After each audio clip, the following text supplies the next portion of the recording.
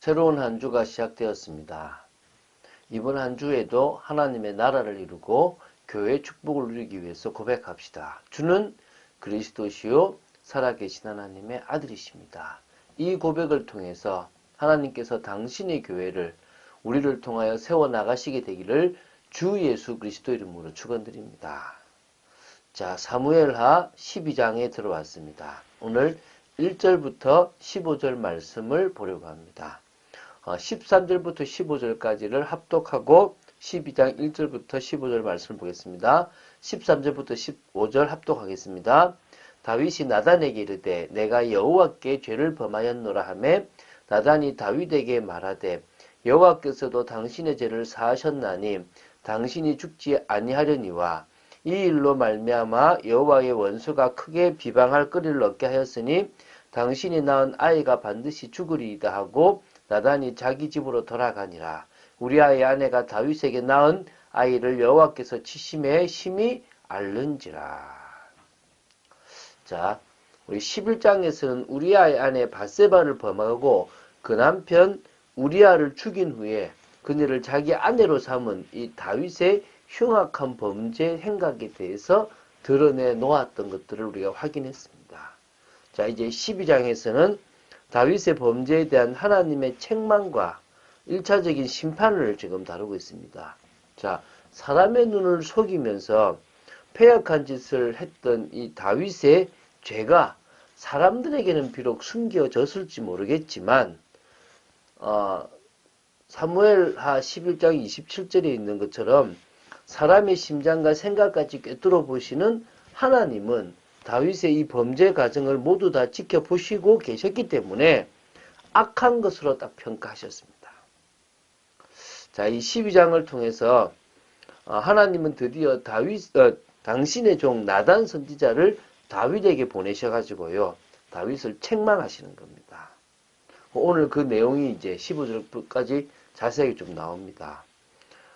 특히 오늘 보게 될 내용은요, 다윗이 범죄하고 약 1년 정도가 지났습니다. 그 이유가 뭐냐면 14절에 이미 밧세바가 다윗과의 간음을 통해서 임신한 그 아이를 낳았다는 부분을 알 수 있기 때문에 1년 정도가 지났다는 거죠. 그러면 하나님은 이 1년이라는 시간 동안 다윗에게 회개할 수 있는 시간을 주셨다고 보시면 되겠죠. 그럼에도 불구하고 다윗은 회개하지 않았고 하나님은 나단 선지자를 보내신 것입니다. 그 내용을 보면서 우리는 우리의 죄를 빨리 회개할 수 있는 그런 믿음의 사람으로 서야 될 줄로 믿습니다. 죄 안 짓는 게 더 중요하겠지만요. 자, 1절부터 4절을 먼저 보겠는데요. 여호와 하나님의 지시를 받은 나단 선지자가 다윗에게 갑니다. 자, 하나님의 공의와 심판을 다윗에게 선포하기 위해서 갔다고 보시면 되겠죠. 자, 나단이라는 뜻은 저번에도 말했지만 그가 주신 자, 어떤 선물 이런 뜻이 있습니다. 다윗 시대에 활동했던 어떤 궁중 선지자라고 보시면 됩니다. 나단은 하나님의 지시를 받고 다윗에게 가서 소위 나단의 비유라고 하는 이 비유 메시지를 전합니다. 처음부터 직설적으로 이야기를 하는 것이 아니라 다른 사건 같은 그런 이야기를 이야기해가지고 스스로 자신의 문제를 깨닫도록 하기 위해서 이 나단의 비유를 드는데요. 자, 내용은 이렇습니다. 한 성읍에 두 사람이 있는데 한 사람은 부하고 한 사람은 가난한 거죠. 부한 사람은 양과 소가 심이 많았지만 가난한 사람은 아무것도 없고 자기 딸처럼 생각하며 기르는 작은 암양 새끼 한 마리만 있을 뿐이었습니다. 이때요, 이 부한 사람 집에 어떤 행인이 찾아오게 됩니다. 손님이 오잖아요. 자기 손님을 위하여 자기 집에 있는 많은 양이나 소를 잡지 않고 가난한 자의 한 마리뿐인 이 양, 그것도 딸처럼 새끼는 이 양 새끼를 빼앗아 대접을 한 겁니다. 이 얼마나 지금 악한 겁니까? 이 부자가 이 악한 것은 자신의 것은 아까워할 줄 알면서 남의 것은 아까워할 줄 모르는 그런 모습 아니겠습니까? 그렇죠? 욕심인 거죠. 자, 이렇게 이야기를 하니까 5절부터 6절에 우리가 알고 있는 다윗은 당연히 분노를 터뜨리고 바로 잡으려고 지금 하는 겁니다. 그래서 자신이 부함에도 불구하고 가난한 자에게 강압적으로 재산을 빼앗는 이러한 파렴치한 행위는 자신이 세우는 이 신정왕국에서는 당연히 없어야 되고 하나님의 공의를 깨뜨리는 범죄이기 때문에 증거를 해야 되는 겁니다. 그래서 다윗이 이제 여호와의 살아계심을 두고 맹세하노니 이 일을 행한 그 사람은 마땅히 죽을 자라고 단호하게 이제 말하고요. 그 양 새끼를 4배나 갚아줘야 할 것이라고도 이야기합니다. 사실은요, 이 다윗은 나단의 비유에 등장하는 부자보다 훨씬 더 악랄한 범죄자라고 보시면 됩니다. 이 부하의 아내와 간음하고 충직스러운 이 부하를 살인하는 중대 범죄를 자행했기 때문에 그렇죠, 그죠? 그러니까 이 다윗이 지금 죄를 거듭 짓는 가운데서 영적으로 매우 무감각했기 때문에 나단의 비유를 통해서 자기 자신을 볼 수 없었다고 보시면 됩니다. 자, 이제 7절부터 9절을 보겠습니다. 자, 지금까지 비유를 통해서 간접적으로 다윗의 범죄를 지적했던 나단은 다윗의 경로하는 반응을 보고 이제는 직접적으로 다윗의 범죄를 책망했습니다. 그래서 뭐라 그러냐면 이 나단 선지자가 다윗을 향하여 당신이 바로 그 사람이다 라고 이렇게 단호하게 선포합니다. 다윗이 하나님의 율법의 규정을 잘 알고 있으며 선과 악, 의와 불의에 대해서 분명한 개념을 가지고 있기 때문에 이 다윗의 끔찍한 이 죄악상을 그 앞에서 낱낱이 다 지적했던 것입니다. 자, 이 나단의 행동에는 조금의 주저함도 없었다고 보시면 됩니다. 왕의 눈치나 이런 모든 걸 살피는 신하처럼 그렇게 한 것이 아니라 그냥 의로우신 하나님의 말씀을 바로 대언해버린 거죠. 자, 이 하나님의 말씀을 단호하게 전하게 되는데요. 이제 어떻게 되냐면 내가 너를 이스라엘의 왕으로 기름 붓기 위하여 너를 사울의 손에서 구원하고 내 주인의 집을 내게 주고 내 주인의 아내들을 내 품에 두고 이스라엘과 유다 족속을 내게 맡겼느니라. 내가 만일 그것이 부족하였을 것 같으면 내가 내게 이것저것을 더 주었으리라. 그리한데 어찌하여 내가 여호와의 말씀을 업신여기고 나보기에 악을 행하였느냐. 내가 칼로 햇사람 우리아를 치되 암몬 자손의 칼로 죽이고 그의 아내를 빼앗아 내 아내로 삼았도다 라고 이제 죄를 지적한 겁니다.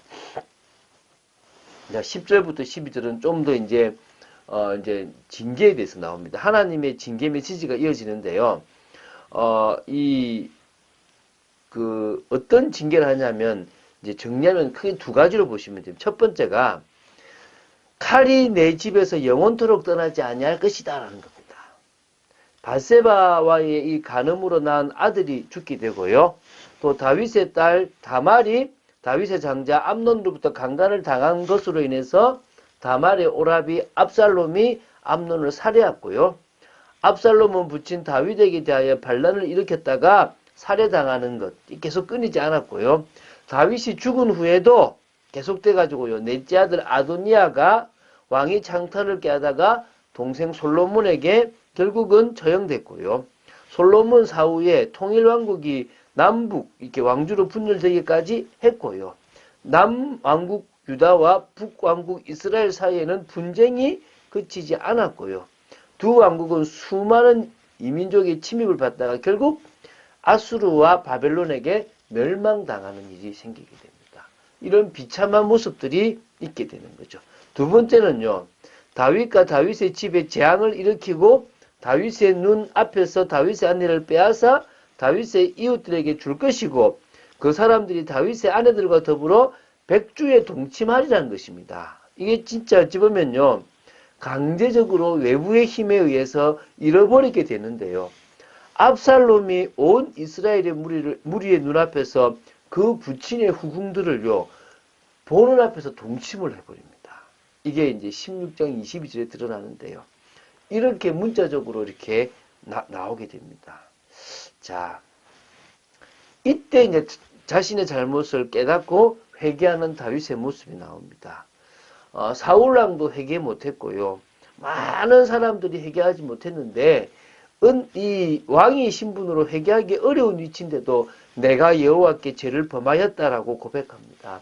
시편 51편에 이 다윗의 고백이 잘 나타나 있죠.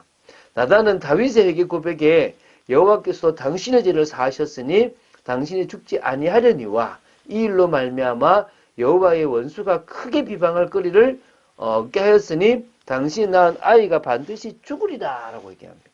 그리고 나가서 이제 집으로 돌아가죠. 그 말씀 그대로 우리아의 아내, 지금 우리아의 아내라 그럽니다.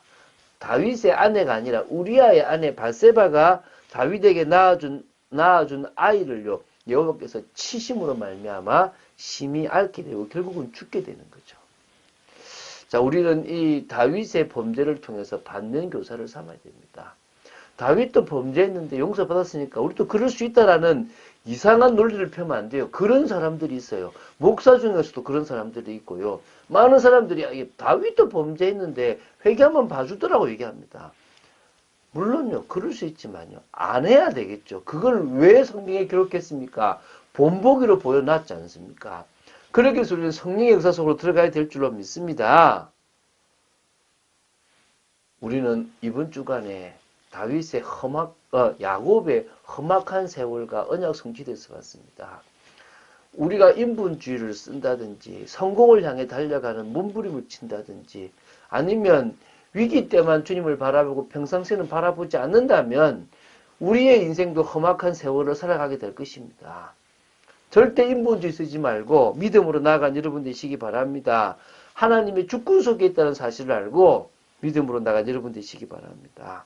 그래서 우리는 우리의 삶 속에서 믿음으로 나아가는 중에 성경적 전도운동을 일으켜야 될 줄로 믿습니다. 그런 축복을 누리는 여러분 되시기를 주 예수 그리스도 이름으로 축원드립니다. 주는 그리스도시요 살아계신 하나님의 아들이심을 고백합니다. 긴 내용을 봅니다. 아버지 하나님, 이 내용을 통하여 저희들이 언제나 범죄할 수밖에 없는 존재임을 깨닫고 은혜 속으로 들어가고 말씀에 순종하는 성령의 역사 속으로 들어가기를 간절히 소원합니다. 저희들을 붙잡아 주시고 저희들이 정말 저희들의 잘못을 주님 앞에 회개하고 또 고백하고 늘 겸손한 마음으로 말씀 따라가는 인생을 살아가게 하여 주시옵소서. 주 예수 그리스도 이름으로 기도드립니다. 아멘.